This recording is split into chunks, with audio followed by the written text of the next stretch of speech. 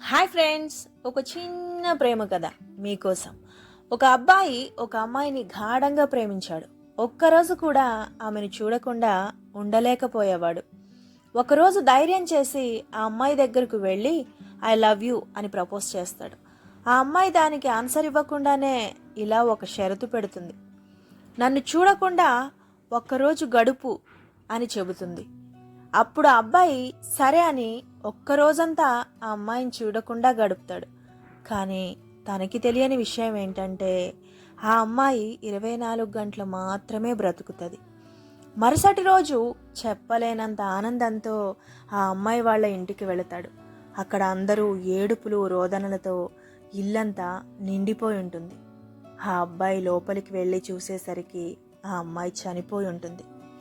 ఆ అబ్బాయి కోసం చివరి క్షణంలో ఆ అమ్మాయి రాసిన లెటర్ ఆ అబ్బాయికి ఇస్తారు.